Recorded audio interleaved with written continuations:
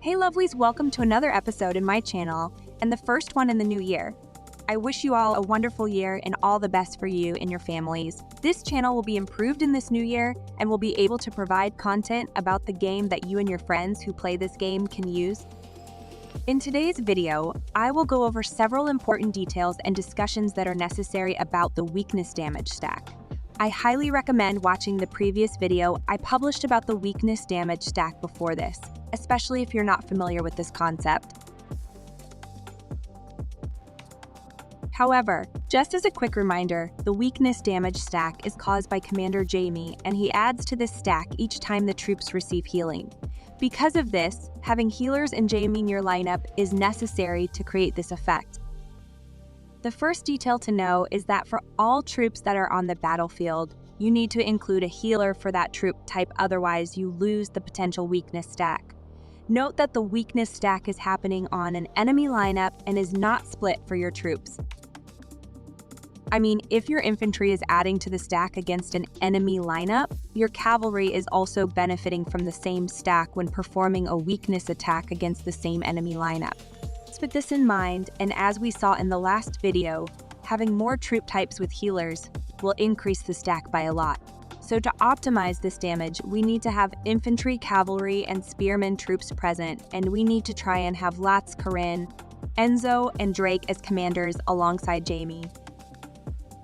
However, we know in general it's usually best to have an almost pure setup to maximize the stats on it for troop damage.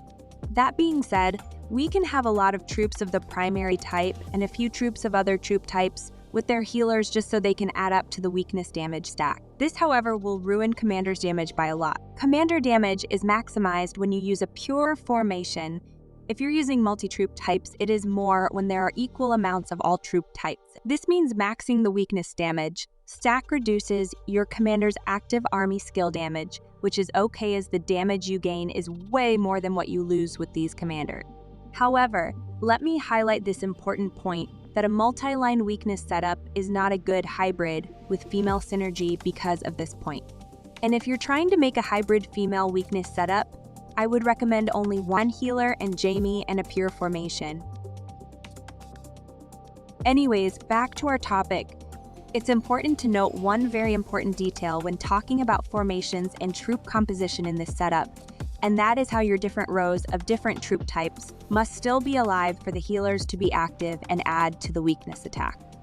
For example, if your infantry troops are all dead, then Latz Corinne will never heal any troops and you lose that source of weakness stack. So when designing your weakness synergy, never put the weaker troop types in front. If you have a small number of other troop types in the back with their healers, they can still contribute to the weakness stack till the end of the fight, even though they won't deal much damage directly themselves. It's noteworthy that is very different from adding a few troops in front in some setups to cancel females' first strike.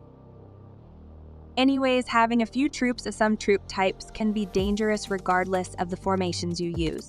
Some commanders and effects can attack your troops that are in the backline as well. These commanders or damage sources with area of effect can wipe your small amount of troops in the backline.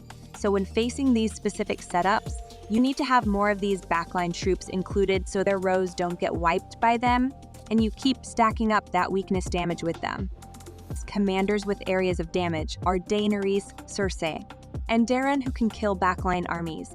There is also the Flaming Breath skill of Sapphire that can hit backline armies at the start of the fight. This talk is mainly for attack or for whenever there is a very limited number of troops you can bring. When you're defending in your castle, you have a very high limit of troops you can have, so you can benefit from more backline troops and damage alongside their contribution to weakness stack. This makes heal and weakness synergy such a great synergy for castle defense, as it can function efficiently in multi-troop type formations. So far, I talked about the formation you should have when using this setup, but let's also talk about the formation of the enemy and how that will affect the efficiency of this setup. To open this discussion, I need to review a point I mentioned earlier in this episode, and it's about the very mechanic of weakness damage stack. This stack adds up to enemy lineups and is not a property of your lineups. What it means is that the targeted lineup is becoming more and more vulnerable to damage from all your troops when they are doing weakness attacks, and it doesn't matter which of your troops is initiating the weakness attack to benefit from that stack. However, it also means that if the target lineup changes, the stack goes to 0, as well as the stacked vulnerability was for the previous lineup, not the new target. This is a very important and less noticed or talked about property of weakness synergy that makes this setup great against pure formations and less effective against multi-line formations. If you kill a lineup in pure formation, the enemy is almost completely dead anyway, so you keep adding to the weakness attack till the end. But in a multi-row formation, by the time you're done with the first row of troops, your stack refreshes to 0 and you need to remake all the stack back up. This is a very interesting detail, as the heal and weakness formation's favorite enemy is the female synergy that highly prefers pure formation, making it naturally more effective against them but weaker for attacking against other heal and weakness synergies, as if the enemy is weak enough to lose their front line, the stack goes back to 0 and you lose damage for hitting the second row.